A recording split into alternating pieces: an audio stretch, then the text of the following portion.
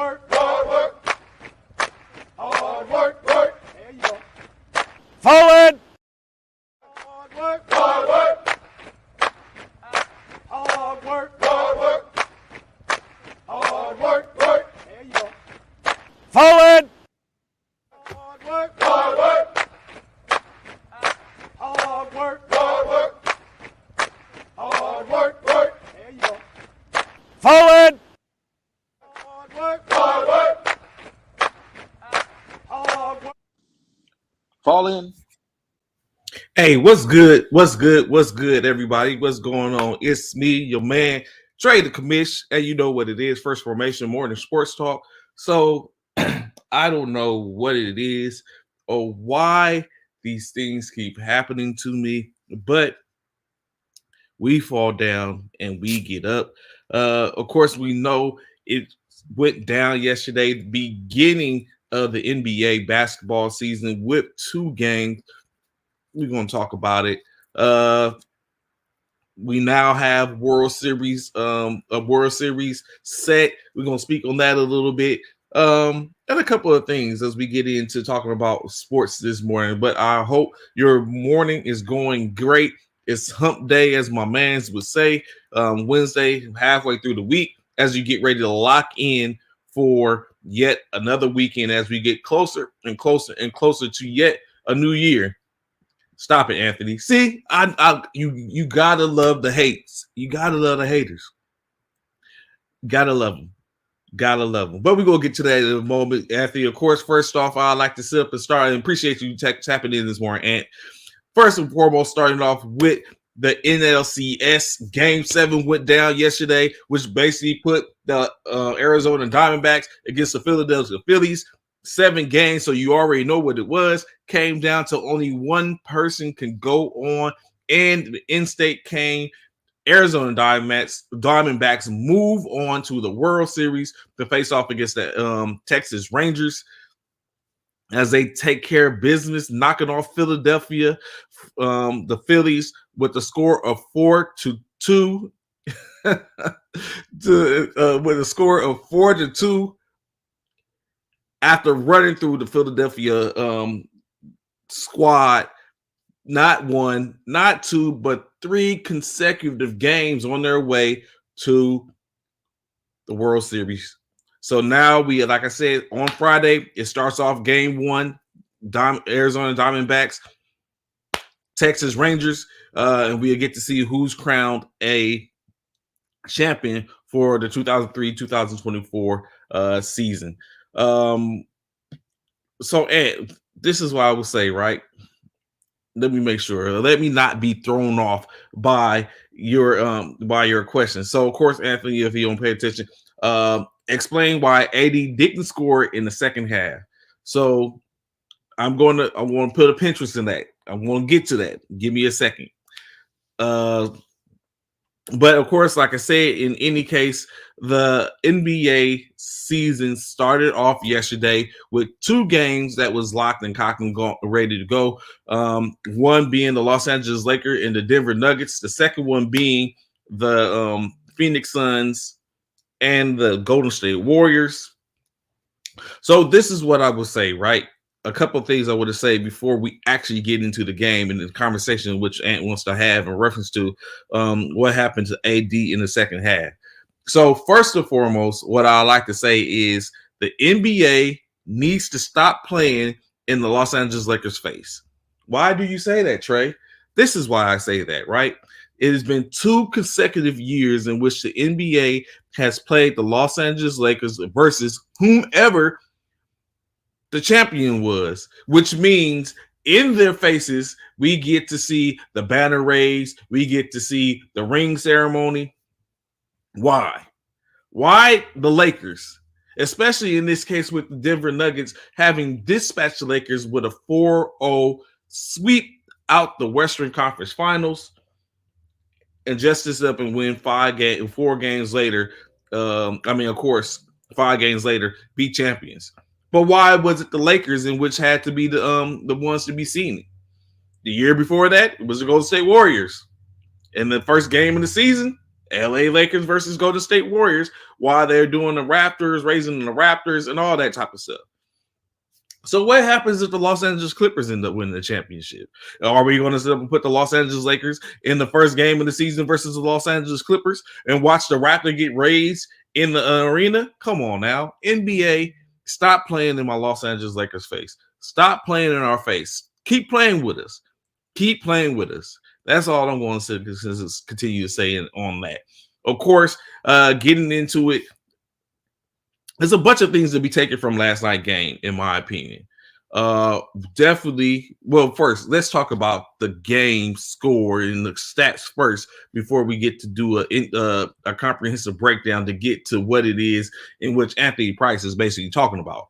So first and foremost, as we know, again, for the seventh time, the Los Angeles Lakers and the Denver Nuggets teed off what was the beginning of the 2023-24 NBA season, in which the Los Angeles Lakers were hosted by the Denver Nuggets, as the Denver Nuggets were set to receive their rings for the last year's championship, as well as raise the banner into their Raptors for what was the first of 47 years, them becoming NBA world champions.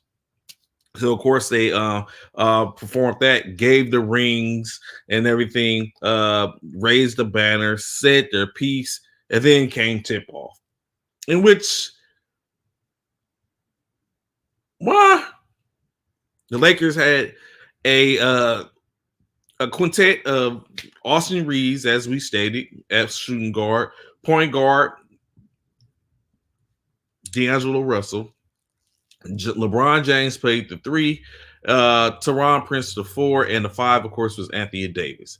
Anthony Davis was cooking initially in the first half, 17 points, 1 rebound initially, but went missing in the second half, not a single point scored, actually going 0 for 6 in field goals. The NBA is petty. That's why I was just saying, Anthony. In which you're saying put them in the box to where Anthony Davis didn't score 0 for 6 in the second half. Although he did grab, I think, 7 rebounds. Of course, he finished the night with 7 rebounds. 8 rebounds, 4 assists, 17 points on the night. Taurean Prince was had 18 points on the night, coupled with 3 rebounds, 1 assist. Austin Reeves contributed with 14 points, 8 rebounds, 4 assists, 2 steals on his night. D'Angelo Russell, 11 points, 4 rebounds, 7 assists, 1 steal. And LeBron James, of course, led the Los Angeles Lakers with 21 points, 8 rebounds, 5 assists, 1 steal in 29 minutes of play. Now, Peter Pinterest in the 29 minutes of play, we're going to come back to that in momentarily. But, of course, we want to rattle off for the Nuggets. Additionally, for the Lakers, Rui Hachimura in 15 minutes of play was able to amass 6 points, 3 rebounds. And then, of course, Christian Wood, Gabriel Vincent, and Cam Reddish were able to put forth some points as well. Vincent, 6 points, 1 rebound, 2 assists. However, he was 3 for 8 from the field goal. Maybe discuss that a little bit. Cam Reddish, 7 points, 4 rebounds, 1 block, and Christian Wood, 7 points, 4 rebounds in his debut as a Los Angeles Laker. On the flip side of that, the Denver Nuggets was cooking as Nikola Jokic picking up where he left off at, almost seeming like he's making a stake to claim like he should have been the MVP last year. Nikola Jokic locked in, of course, Mr. Double-Double, 29 double-doubles last year, leading the NBA last year, and starts off his first year with a double-double as he was plus 15 on the plus and minus. Nikola Jokic with 29 points, 10 rebounds, 13 point rebounds, 11 assists, 1 steal, 1 block. just basically pick it up where he left off at. What's going on, Coach Wayne? Was Darvin Ham starting off with the rotation issues?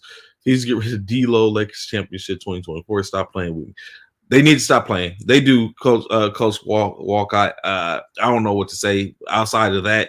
They the rotation is, as I stated, like I said yesterday, it was going to be although for the most part they emptied the clip, but the rotation was exactly what I thought it was going to be. The 8-man rotation, 8 to 9 man rotation with the 5 starters, of course, and then the potential of like I said, Hatchemer, which I thought was going to happen. Gabe Vincent, I knew was going to get some burn. Christian Wood, and of course, lastly, who I wasn't sure. I thought it would have been more so of Jackson Hayes, but it was Cam Reddish that basically.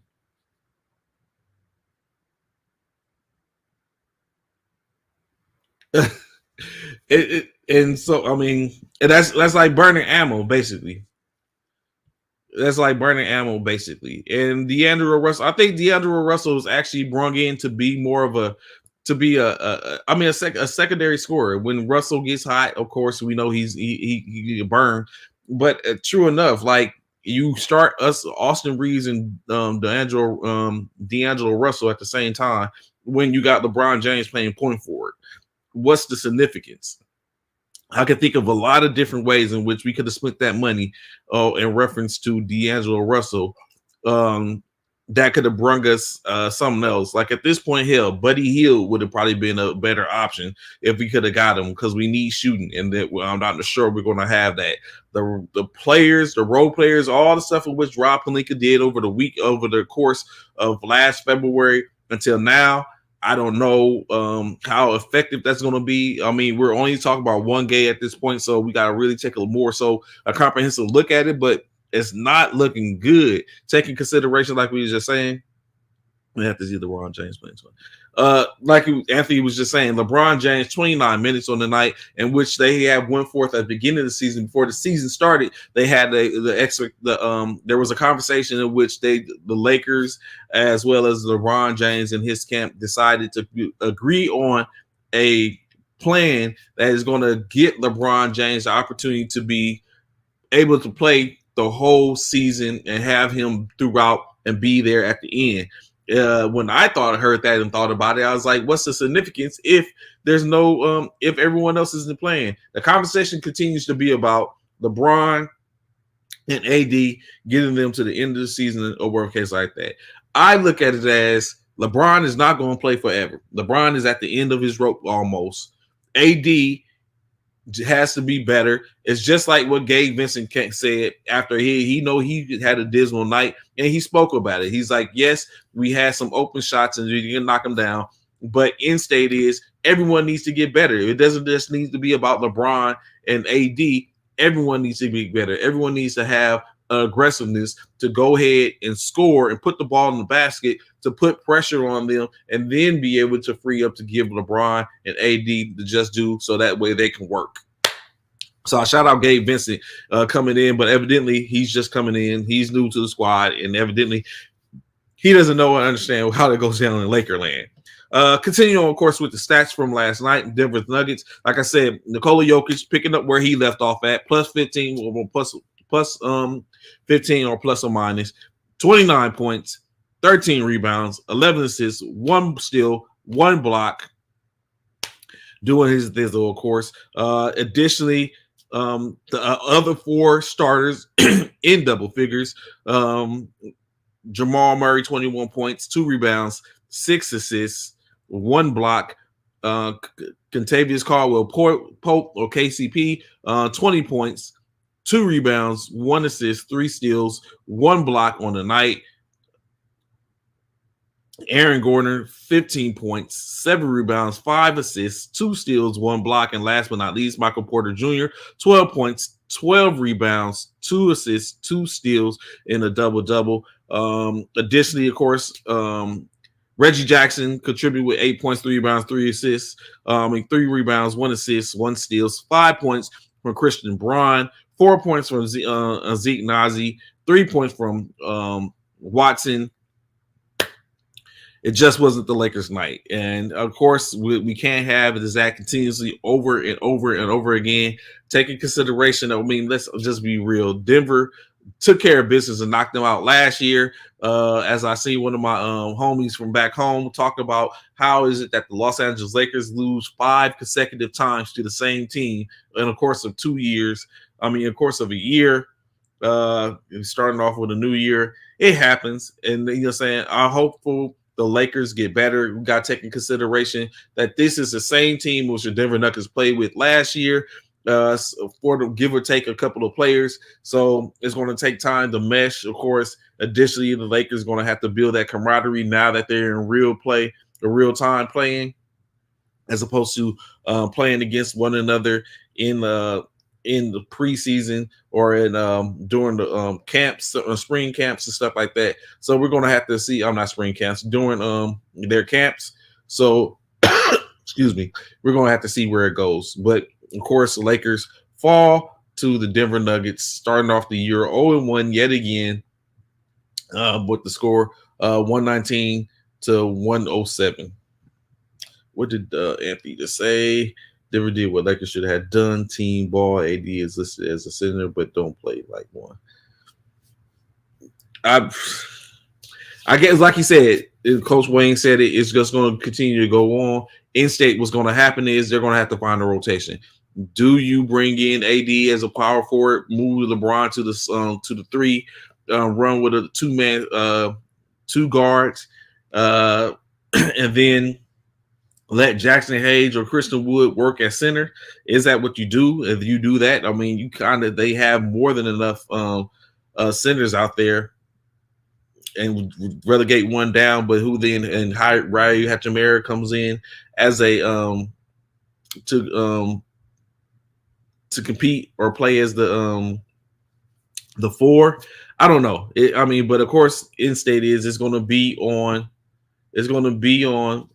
Coach Ham to figure it out, or he's going to find himself somewhere else, especially when you got players and stuff like that with a little bit of pedigree and resume out there, i.e. Doc Rivers and stuff like that, that may start to be looked at if we start to sit up and dwindle. So we're going to see it. But of course, don't want to dwell on that. Lakers lose. Damn. It's like all my squads. Lakers lose. USC lose. Dodgers never lost earlier in the year. San Francisco lost. This just isn't my week. But in just anything, I have my teams are very well adjusted in a winner circle. So we get back. I'm sure we will. The next game, of course, from last night, the Phoenix Suns were hosted by the Golden State Warriors, in which Phoenix didn't look that bad. What happened exactly? Oh, yeah. Nah, we good. If we get a win this week, we should be good. I mean, we play. I mean, we're already number 24, so we're playing Cal. I'm very sure we're not going to lose to Cal, so we should move up at least one spot and then get our opportunity to play Oregon in Washington and Oregon State to make some moves. UCLA as well, so we should be good. But going on, the Phoenix Suns, hosted by the Golden State Warriors last night, which was a battle in my opinion, going at it. But in-state Phoenix came out victorious, 108 to 104. Devin Booker came out hot stepping, hot scorching, scoring 15 points in the first quarter. Interesting enough, he ended up only scoring 32 points on the game, which means over the course of the next 3, he only scored 17 points. But, of course, in-state, he scored in that. As the aforementioned Los Angeles Lakers, we talk about Anthony Davis. He ain't contributed nada except for some rebounds in the second half of the game. But in any case, the leading scorer for the game, even the night when you think about it, Devin Booker, 32 points, 6 rebounds, 8 assists, 1 steal on the night, 6 turnovers. As we know, I think you could say Booker kind of like ran the point in a sense for them last night. Started out with Grayson Allen, who did not contribute anything, 4 rebounds, 2 assists last night. Kevin Durant, 18 points, 11 rebounds, 3 assists, 1 block. Josh Okogie, 17 points, 1 rebound, 5 assists. 5 rebounds. I'm sorry, 1 assist, 1 steal. And Jusuf Nurkic, of course, 14 points, 11 rebounds, 14 rebounds, 3 assists, and 1 block on the night. They did get contributions from Eric Gordon, who contributed with 10 points, 4 rebounds, 1 assist, and 1 steal. Watabe was putting in the work at one point as I was watching. He had 8 points, 4 rebounds, and 1 block. Eubanks contributed with 4 points, 7 rebounds, 2 assists, and 3 blocks. And last but not least, Goodwin had 3 points, 3 rebounds, 4 rebounds, 3 assists, and 2 points for the Phoenix Suns. And when Golden State, when you look at their side of the spectrum, Steph Curry dropped 27 points on 8 of 20 shooting, 4 for 14 from three-pointer, 5 rebounds, 1 assist, 1 block. 1 steal. 15 points from Klay Thompson, 14 points from Chris Paul on his night, 6 rebounds, 9 assists, and 2 steals.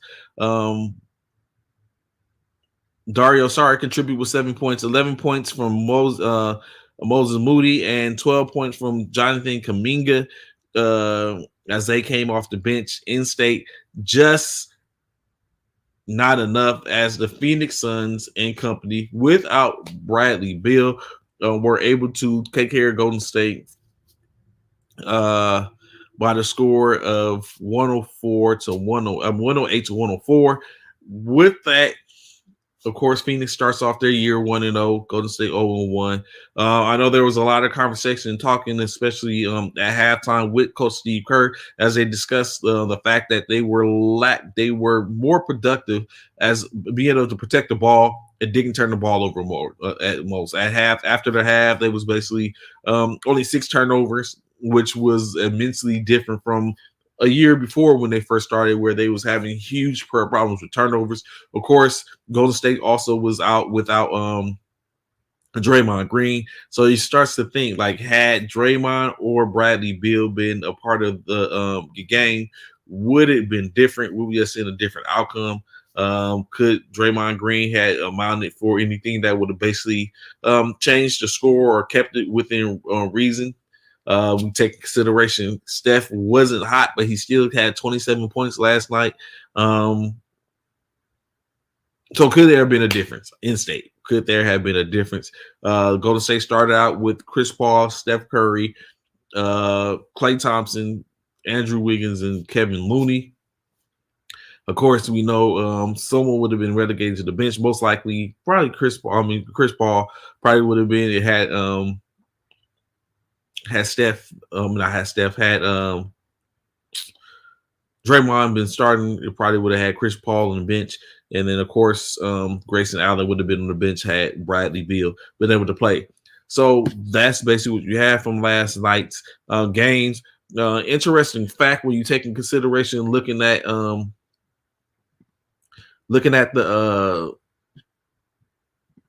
the beginning of the games, right? So of course there has always been conversation, excuse me, in reference to the global aspect when it comes to the NBA. Currently, of course, a global brand, but it seems to continue to set records time and time again when it comes to efforts in that. So currently, at the beginning of start of the NBA tip-off, there has always been a number check on reference to how many international players there are.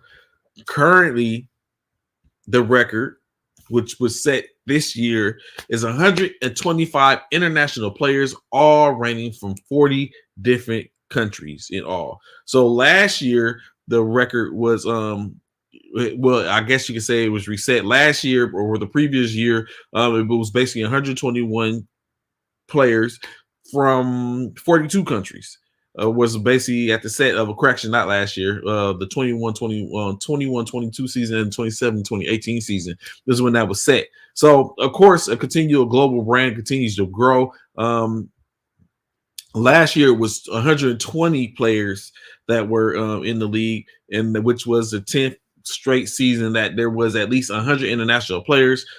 Every team has had a representative from at least one international country. So is that a good thing? Is that it continues growing, or is it a situation to where players are getting opportunities that probably shouldn't from other organizations? I guess that's drawing at stars, including the number from this year, the 125, 40 countries. Additionally, the most players in the league that are from the international country is Canada with 26, and France brings up the second most with 14 players in international play. Excuse me. So I mean that is I guess you can see that as not a bad situation. Additionally, if you look at it, there are 15 international players that will be on opening night rosters who have been in the NBA All-Star game. There's 3 international players who have won at least 5 Kia NBA awards. So it's again, in which we talked about some points, stuff we pointed out a couple of times, that these international players are starting to be more and more prevalent in the league. At least 5 international players have made the Kia NBA All Team in each season since 2018. So there is growth, and of course we look at the main ones. Of course, Giannis Antetokounmpo, Luka Doncic, Joel Embiid,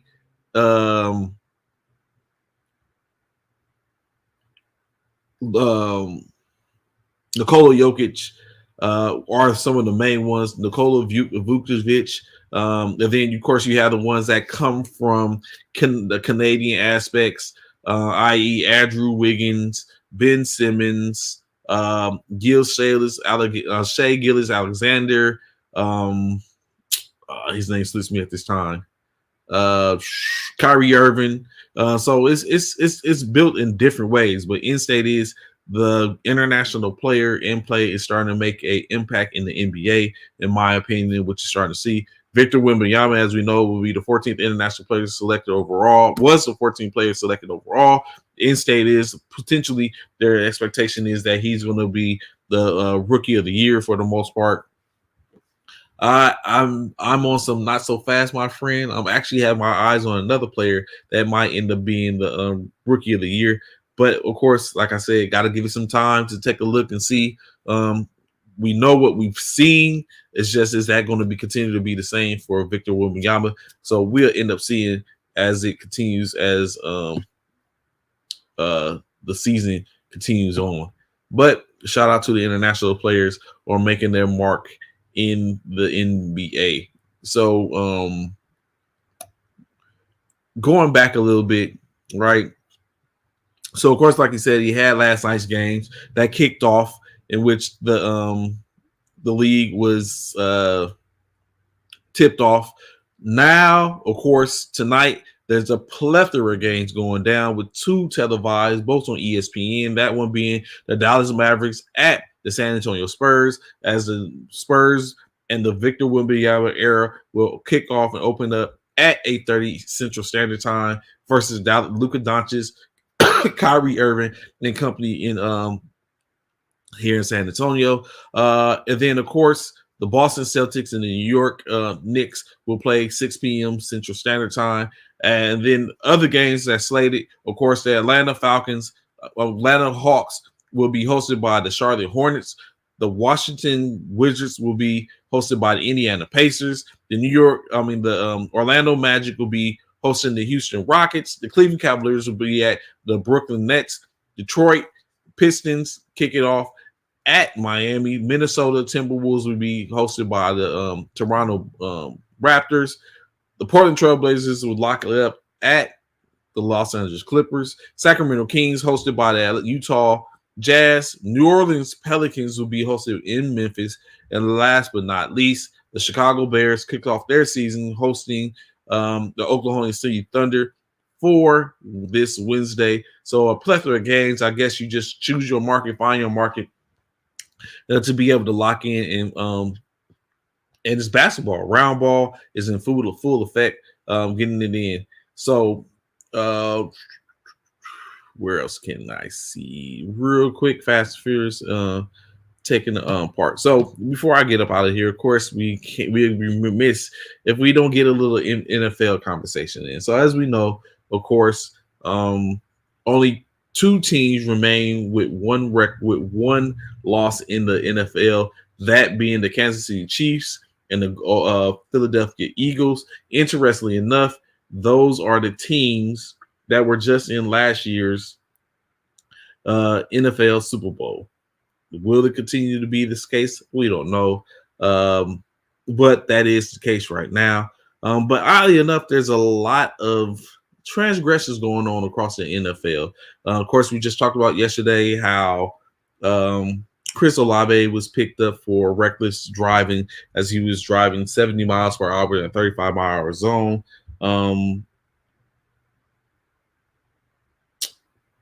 Kansas City Chiefs wide receiver Quentin Ross picked up for assault, presumably, allegedly, and damage to property in which over 1,000. Initially, it was estimated at over 1,000, but they broke it down to under $1,000, which becomes a misdemeanor.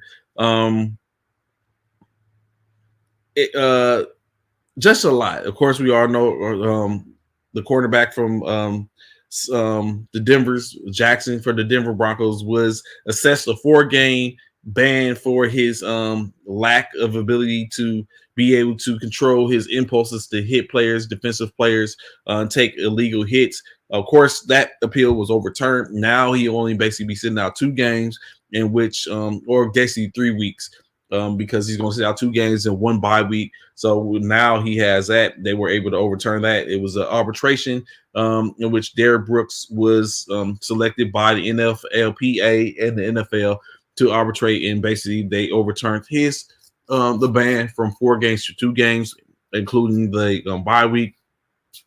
So more transgressions, just keeping things in perspective. Like in-state is, when I look at it, people are human, and that's the biggest thing that I'm starting to take away, that everyone is human. We look and think because the individual makes a gracious amount of money and think they should act in a certain way. That's no for difference from an individual having a certain type of job in which people foresee and think, oh, they should be act in a certain manner due to what is expected of them. And the insight is individuals are who they are. They're people. We're people at the end of the day. And you have your own mind, and you want to have your own actions. And sometimes they may not line up to what the expectations are of others. It doesn't always necessarily mean it's wrong, but saying that's just what it is. No different from, let's take in consideration John Irsay, the coach, the owner of the Indianapolis Colts, who basically requested a review of the last few minutes of their game versus the Cleveland Cavaliers. Cleveland, I don't know why it's basketball season now. Now I've got basketball teams on mine. The Cleveland Browns, in which it was determined by the NFL that there were a couple of incorrect calls in the waning minutes of that game. But in this case, they were very detrimental because they really, really, really played a huge role in what was the outcome of the game, being the pass interference, offensive pass. The pass interference call versus the Cleveland Browns, and last one, and also additionally the other pass interference call that was in the end zone that most likely was uncatchable, but it basically put the Cleveland Browns on the goal line, in which they end up scoring, taking a 1-point lead, and that was it. So, of course, Irsay let it be known, and he's now pushing for it could be a possibility for all plays to be reviewed by instant replay to basically get it right, as opposed to waiting until after the game to where it doesn't make a difference. If it's impactful, then it should be seen. So he's calling for all plays, regardless, to be reviewed by instant replay with the possibility to be overturned. If that was to happen, I don't know what that would build on. It could be detrimental. What would it be like to sit up and be able to review all plays? Would it be in the best interest of all teams, or just some teams? Or does it help to get it right, honestly? But in any case, That's it. So, like I said, real short and sweet, as I really wanted to get in and talk about and discuss the couple of games from last night. Of course, like I said, a plethora of games going on tonight. You got the NCAA is going to be starting off soon, as it's already had a couple of games here and there preseason kicking off, men's and women's. So you get a chance for LSU to defend their title, UConn defend theirs. So it's definitely going to be a fall season packed full of excitement. So y'all enjoy y'all humps day. I'm finna get ready to get up out of here so I can get prepared for practice later on today. I look forward to seeing y'all tomorrow. We talk some more NBA. If there's any NFL discuss, getting ready for Thursday night game in the NFL, World Series on Friday. Can't wait. Until then, holla at y'all. It's your boy Trey the Commish. Peace.